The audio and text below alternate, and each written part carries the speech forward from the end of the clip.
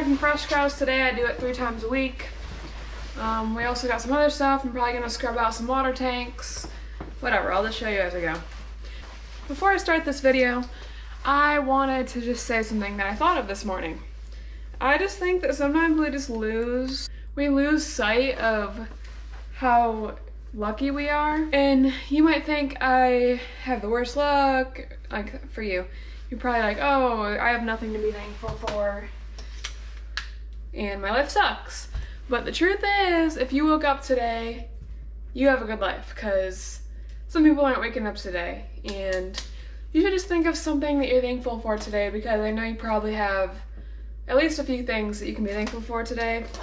So just be mindful of those every day. I've recently been trying to, before I even open my eyes in the morning, before I look at my phone, I just think of like 3 things that I'm thankful for today. So I don't know, I guess I'll share them. Today I was thankful for this house that we have to live in. Thankful for my family's farm, and I'm thankful for my family. So those are just 3 things I thought about today before even opening up my eyes. So I really recommend you try that. Get your day off to a great start, and let's head out. In central New York, that's where we are. It is about 27 degrees today, so pretty warm actually. You guys, look how sunny it is today. It's beautiful. I'm grabbing this bucket. Oh yeah, if you ever see me on the highway, you'll know. Grabbing this bucket because when I put the cows in the headlock, they like when there's grain in front of them, and it makes it a lot easier, so.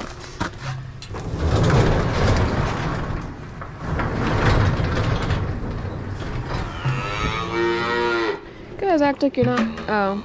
Those 2 got weaned today, so they're not happy. So here's how we get our grain. I'm sure you've seen it in our calf videos. We have it connected out here, and then there's a grain bin outside.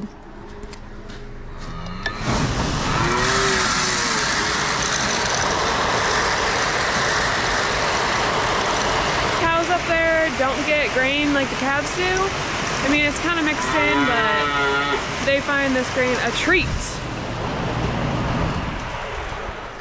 Okay, so I'm gonna, you're okay.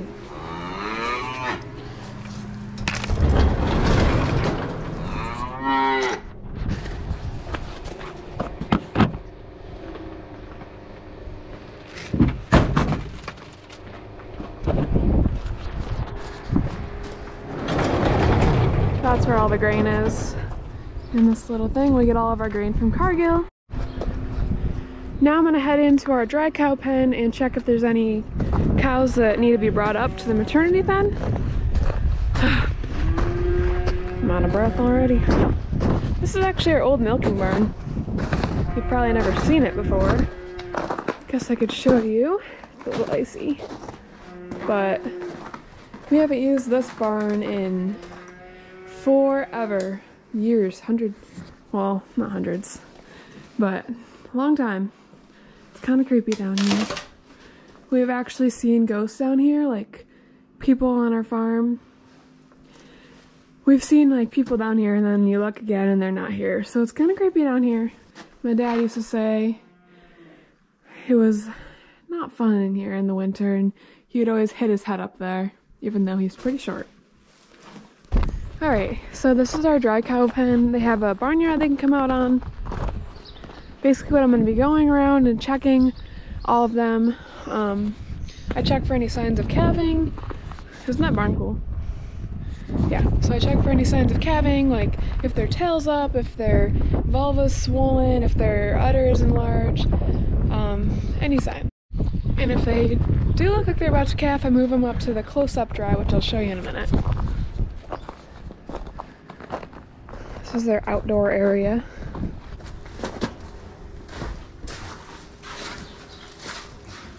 Then we got the inside.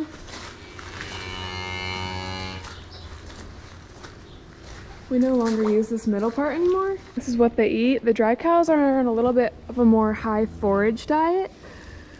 As you can see, there's more like corn silage, haylage, all that. Not as much grain as in the milking cow's diets. Opens up the door. And here comes the feed.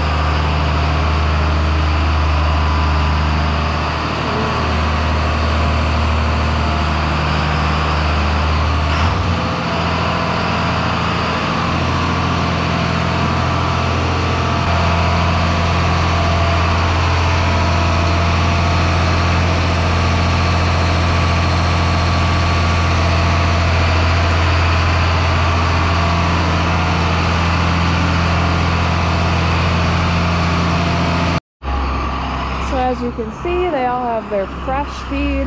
He just mixed up. It's kind of warm still, actually.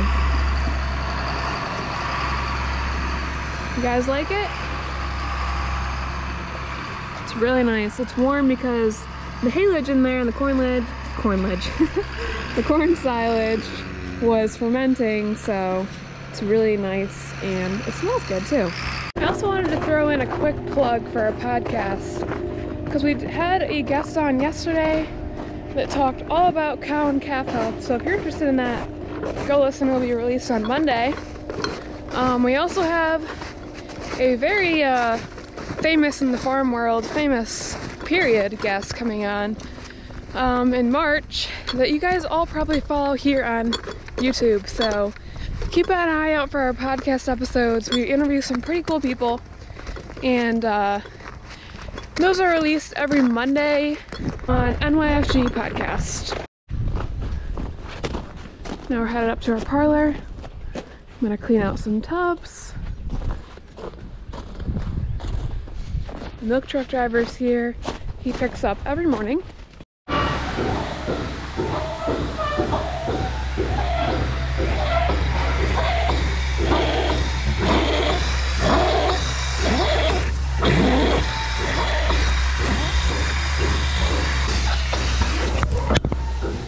That comes off. Then it follows these pipes into there. So while he's getting my fresh cow pen ready, I'm gonna go scrub out the water tubs in the big cow barn. It's our biggest barn on the farm, and there's a lot of water tubs in it, and they get very dirty quick. So I'll show you that. There's a lot of cows and heat in here, so I have to be really careful, watch my back. Another fact about cows, can you guys tell me I have a lot of facts coming for you? If they are chewing their cud, like, that means they're healthy and happy, because the rumen is functioning great. So this barn is actually more than slightly overcrowded.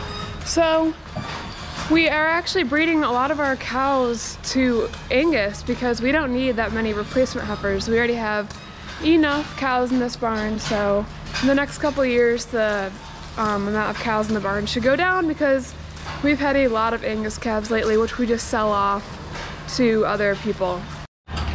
So here's our big freestall barn at a different angle. Everybody's been fed. Everybody looks happy. Love to see it. Now I'm gonna try to fit through one of these. I did it.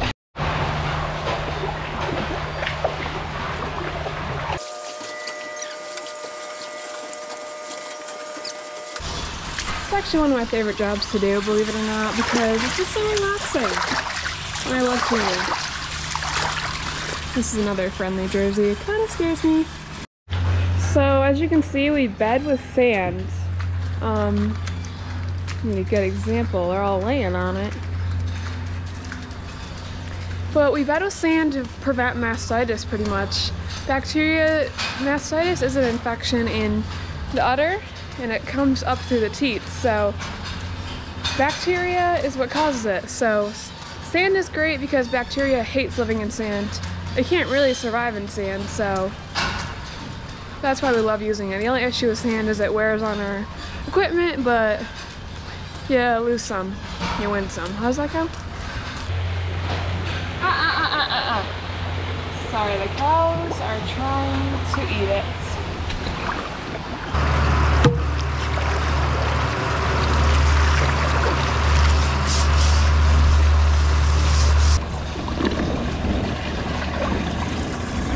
This is our maternity pen. It's about to get cleaned out and bedded again. I'm going to clean the water thing. As you can see before, there's some grain in the bottom, so all I have to do is poke it. And I take the little thing out. And it's good.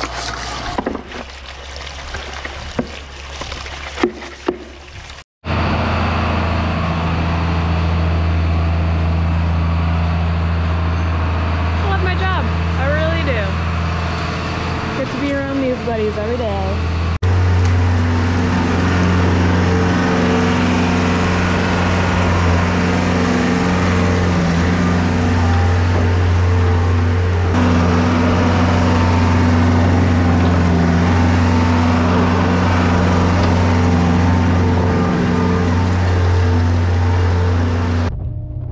for the milk truck, for those of you who wanted it. I'll show you where it goes.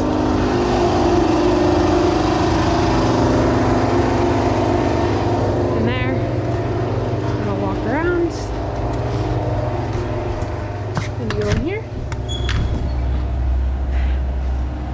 As you can see, this tube went from outside to the tank. That's not how big they are. They actually go into the back room a little bit more too.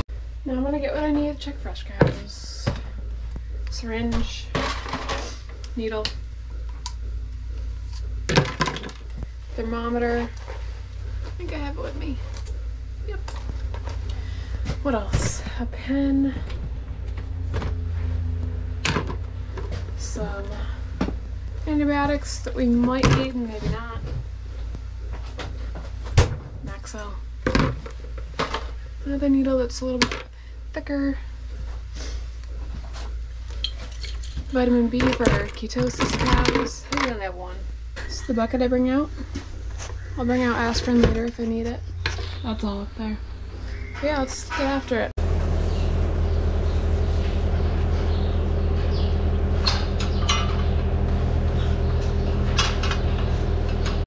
It also just occurred to me that I didn't even tell you what fresh cows were, if you don't know. Fresh cows are cows that just had their baby and they just got reintroduced to the milking herd. So this is a really important time to keep track of them because a lot of different things can happen. They've just went through a really stressful period in their life.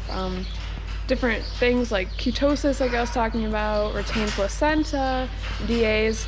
Those can all happen right after they have a baby, so it's a really important time to monitor them. That's why I come up and check them so often. Alright, she's definitely a kicker, so I gotta be careful. It's one thing with working behind cows, you gotta make sure. So, you can see her temperature. Oh, it just read differently when I looked at it. We're checking for high temps. I'm smelling. If they smell off, I can usually tell. You did not just do that. Stupid cows. Not stupid. Just too curious sometimes. I knew that would happen if I don't watch them closely enough. Like I was saying before I get interrupted, I'm checking their temps. I'm checking for different smells, everything about them. I look at their feet, their udders, anything that looks off to me, I write down and I treat them for it. So you can see she's a 101.1. That's good. We want them to be between 101 through 103.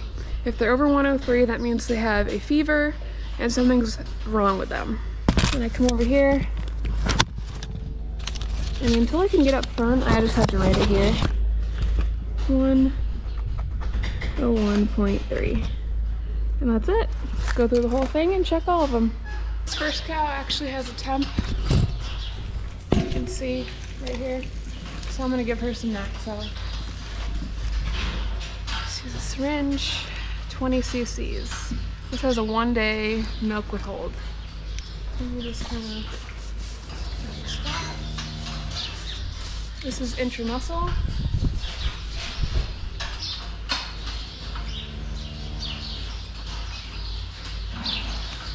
And then you do one there and one on the other side.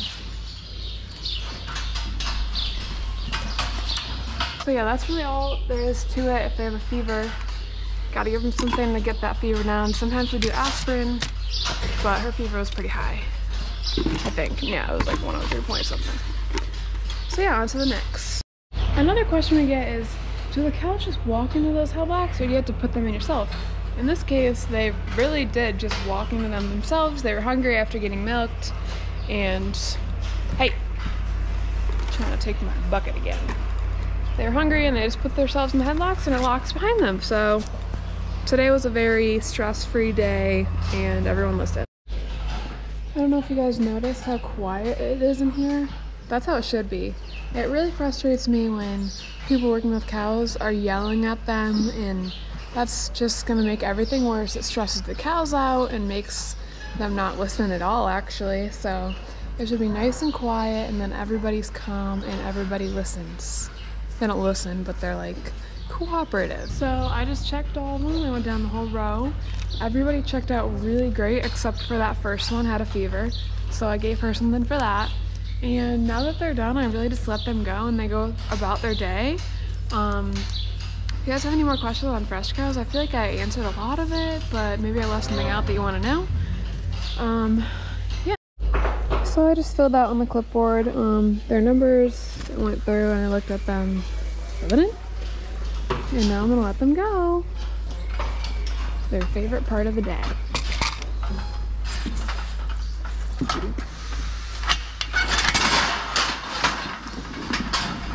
Bye.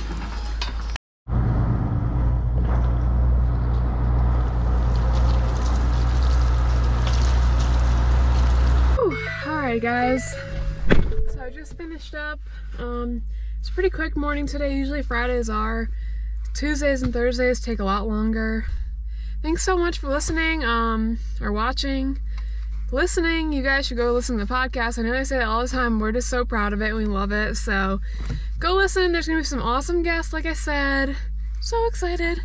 Fangirling. Yes, I am. But we'll see you guys next time. We're so appreciative of all of you. Hit a like, hit a comment, do whatever you want to this video. Have a great day.